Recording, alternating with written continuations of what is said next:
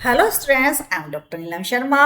Welcome to my channel Edu Learn. तो हम अपना जो है, आप लोग कैसे हैं? आशा करती हूँ आप लोग अच्छे होंगे। तो हम अपना शुरू करते हैं आज के जो है अपने क्वेश्चंस। क्वेश्चन शुरू करते हैं। अब 10 क्वेश्चन मैंने आपको करा दिए थे पहले सेशन में, और आज हम कराते हैं 11th question. The main next है 13th क्वेश्चन है, the main purpose of using ICT for classroom teaching is. क्या है main purpose of using ICT? Making the classroom instruction interesting, या divert student attention in the class. ये तो बिल्कुल negative है, divert तो नहीं करना चाहता टीचर, है ना। Keep student engage in the class, या फिर optimise learning outcomes of teaching. Optimise करना चाहते हैं लर्निंग आउटकम ऑफ टीचिंग, बढ़ाना चाहते हैं लर्निंग आउटकम को, इसीलिए हम इसका यूज करते हैं, आईसीटी का use in teaching learning process. ठीक है, तो ये हो गया हमारा question. Which of the following theories can be applied to classroom communication. कौन सी ऐसी थ्योरी है जो अप्लाई की जा सकती है क्लासरूम कम्युनिकेशन में? Theory of social constructivism, audience marginalisation theory, ritualistic theory, theory of hegemony. कौन सी हम थ्योरी यूज कर सकते हैं? हम थ्योरी यूज करते हैं थ्योरी ऑफ सोशल कंस्ट्रक्टिविज्म की, है ना। ये थ्योरी यूज कर सकते हैं हम क्लासरूम, क्योंकि क्लासरूम क्या है? एक सोशल एनवायरनमेंट है। सब तरह के बच्चे, हर हर हर जाति के, हर धर्म के बच्चे वहां रहते हैं। ठीक है, सब भिन्न भिन्न भिन्न मतलब सोच के बच्चे रहते हैं। तो थ्योरी ऑफ सोशल कंस्ट्रक्टिविज्म इसमें काम आएगी, है ना। विच of the following will help overcome communication barrier. कौन ऐसी चीज है जो कम्युनिकेशन बैरियर को ओवरकम करेगी? Focus listening, neglecting semantic noise, drop down command structure, use of क्लिष्ट इडियम्स। तो इसका जो सही आंसर है वो है फोकस्ड। जब हम किसी चीज पर फोकस्ड होंगे तभी वो चीज हमारे लिए कामयाब होगी। 16 क्वेश्चन देखिए। If data has been record using technical media, which among the following is a necessary step on the way to its interpretation. तो आप क्या यूज करेंगे? ट्रांसक्रिप्शन। क्या क्वेश्चन दे देखते हैं हम। Transcription, structural equation modelling, sequential analysis, sampling. क्या करेंगे यूज? हम करेंगे ट्रांसक्रिप्शन। ठीक है, इंटरप्रिटेशन जहां शब्द आ जाए वहां आपको ट्रांसक्रिप्शन ही एक शब्द लिखना है, क्योंकि इंटरप्रिटेशन के लिए ट्रांसक्रिप्शन की जरूरत पड़ती है। In a classroom situation, a teacher organise group discussion to help arrive at a solution of a problem in terms of a model of communication use it will be called. कौन सा कहा जाएगा?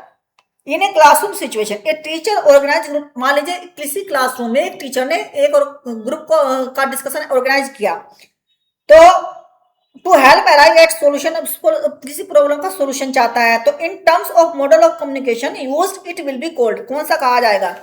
A transaction model कहा जाएगा, a interaction model कहा, interaction model कहा जाएगा, ए horizontal model कहा जाएगा, या लीनियर मॉडल। तो ये कहा जाएगा ट्रांजेक्शन मॉडल कहा जाएगा। ठीक है, नेक्स्ट क्वेश्चन देखते हैं। विच of the following sets of statement is correct for describing the human communication process. कौन सी सही है कही जाएगी इसमें, है ना।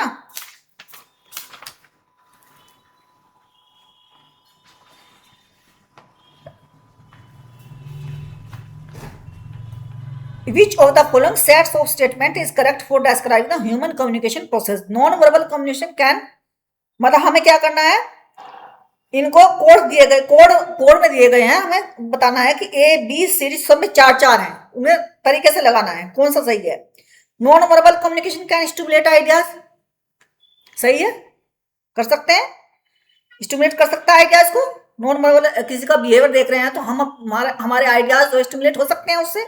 Communication is a learned ability, है ना। Communication is not universal pan का रामबाण तो नहीं है universal communication.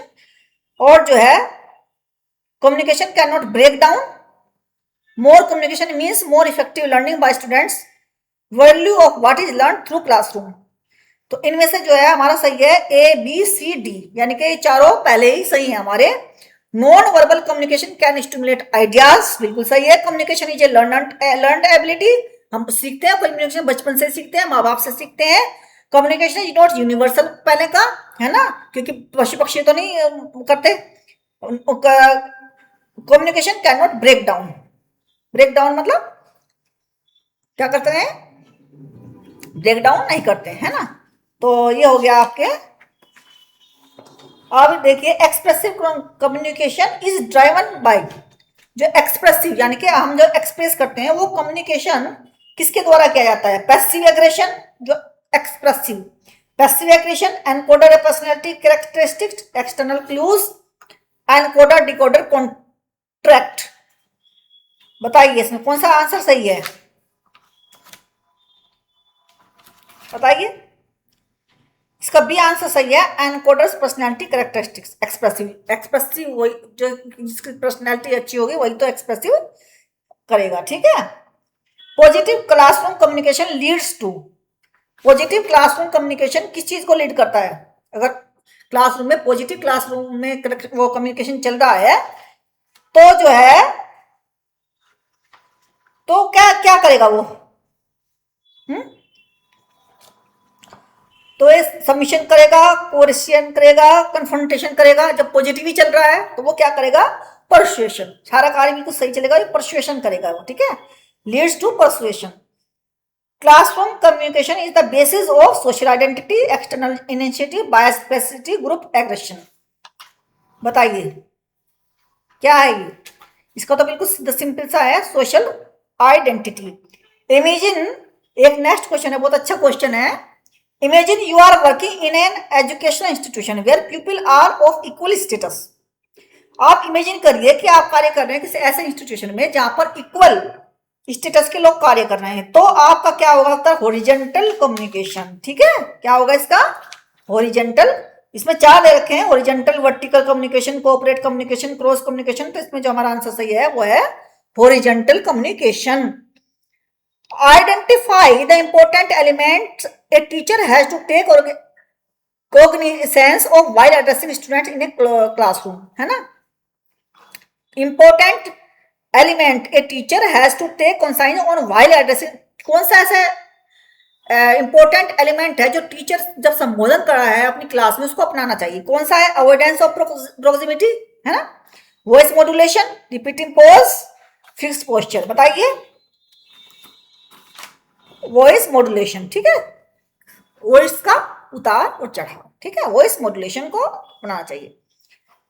The choice of communication partners is influence by factor of the choice of communication partners. मान लीजिए कम्युनिकेशन के दो पार्टनर है, यानी कि इंटरनल हो रहा है कम्युनिकेशन, है ना, दो पार्टनर है, तो उन्होंने क्या चीज अपना, किस चीज से इन्फ्लुएंस्ड होते हैं? किस चीज से? Utility, secrecy, dissonance, proximity, utility, loneliness, secrecy, dissonance, deception, dissimilarity, dissonance, deviance. किससे होते हैं? कौन सा फैक्टर है जो उनको इफेक्ट करता है? तो इसको फैक्टर का इफेक्ट करता है प्रोक्सिमिटी, नजदीकता। जब करें जितना पास होता है उतना अच्छा सुनाई देता है, ठीक है। यूटिलिटी जो यूजफुल होती है वो चीज, और लोनलीनेस जो अगर भीड़ भाड़ का वातावरण नहीं है, अकेले में हम ज्यादा अच्छे तरह से इंटरेक्शन कर सकते हैं, कम्युनिकेशन कर सकते हैं। तो ये हो गए हमारे आज तक के क्वेश्चन, ठीक है। यानी कि कल कराऊंगी फिर मैं आपको, है ना। तो ये पीवाईक्यू कराने भी जरूरी होते हैं क्योंकि इनसे आपकी जो है सोचना समझने की क्षमता बढ़ती है। पीवाईक्यू से आपको पता लगता है कि किस तरह से क्वेश्चन बन के आते हैं एग्जाम्स में। तो ये पीवाईक्यू भी आपके लिए जरूरी थे। तो students, respect your teachers, respect your parents. अपनी सेहत का ध्यान रखिएगा और यूजीसी नेट की तैयारी पूरे मन से कीजिएगा। हार्डवर्क का कोई सब्स्टिट्यूट नहीं है, हालांकि स्मार्ट वर्क भी काम करता है। Consistency is the best key for success. Bye bye.